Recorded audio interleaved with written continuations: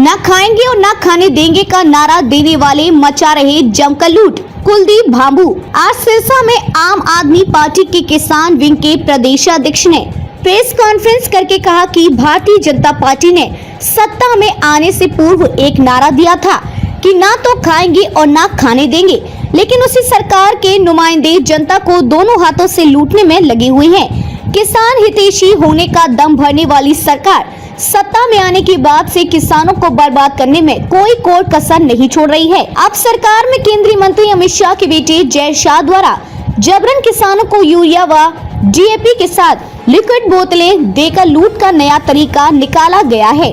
आम आदमी पार्टी किसानों के साथ किसी प्रकार का अन्याय नहीं होने देगी। उक्त बातें आम आदमी पार्टी के किसान विंग के राज्य प्रधान कुलदीप भांबू ने रविवार को पत्रकारों से बातचीत करते हुए कही। उन्होंने आरोप लगाया कि अमित शाह के बेटे जय शाह ने एक नई कंपनी खोली है, जिसके तहत किसानों को यूरिया व डीएपी खाद के साथ साथ लिक्विड यूरिया व डीएपी की बोतलें देकर किसानों से मोटी लूट का खेल रचा है।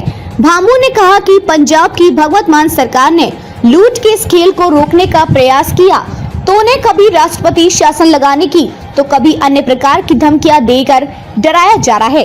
इस सरकार ने किसानों को बर्बाद करने में कोई कोर कसर नहीं छोड़ी। कभी 3 काले कानून लाकर, कभी बीमा राशि के नाम पर, कभी फसलों के भाव को लेकर, तो अब नैनो यूरिया के नाम पर। भांबू ने कहा कि अभी विधानसभा का सत्र चल रहा है, इसलिए इस मुद्दे को सरकार के समक्ष उठाया जाना जरूरी है ताकि किसानों के साथ हो रही खुली लूट को बंद किया जा सके। उन्होंने कहा कि सत्ता में आने से पूर्व सरकार के नुमाइंदे प्रदर्शन करते हैं कि भाजपा सरकार आने के बाद स्वामीनाथन की रिपोर्ट को लागू कर देंगे, लेकिन 9 साल सत्ता में रहने के बाद भी सरकार ने स्वामीनाथन रिपोर्ट का जिक्र तक नहीं किया।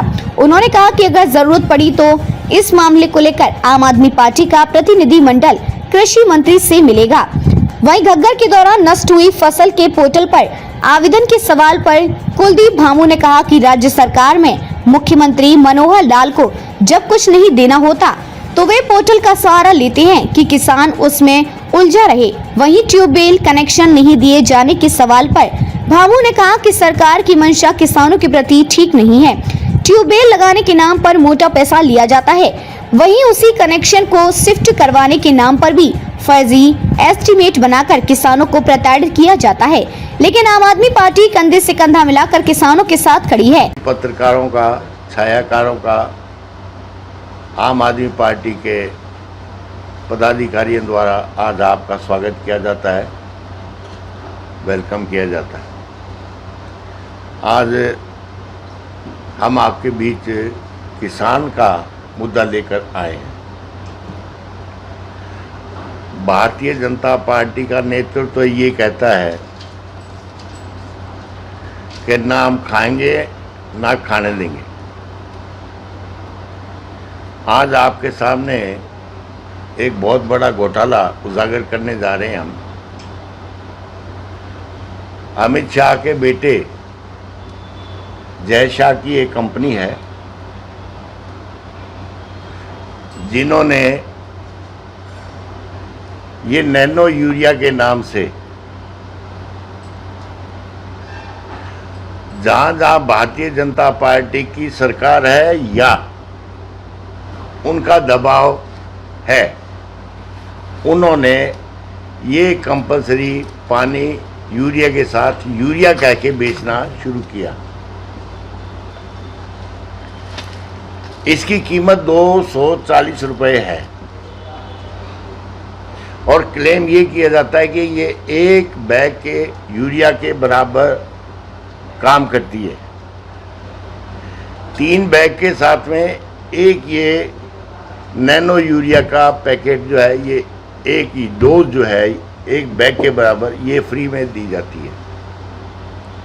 उसके बाद में ये इसके पैसे लेने शुरू कर देते हैं और इस वक्त 45 किलो यूरिया का रेट 267 रुपये है, जबकि इसका रेट 240 रुपये है। सरदार भगवंत सिंह मान की पंजाब में सरकार ने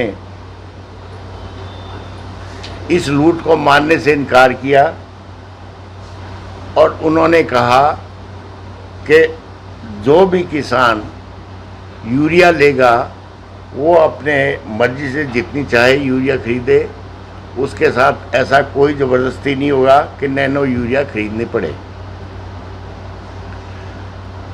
हमारे हरियाणा में पिछले सीज़न में 6,93,000 मीट्रिक टन यूरिया का कंजम्पशन हुआ।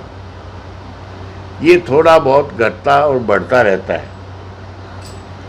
इसी तरीके से 2,82,000 मीट्रिक टन डीएपी का खपत हुआ हरियाणा में। अब जयंत शाह जी एक नई स्कीम, लूटने की स्कीम लेकर आए हैं जो अगले सीजन में शुरू होगी।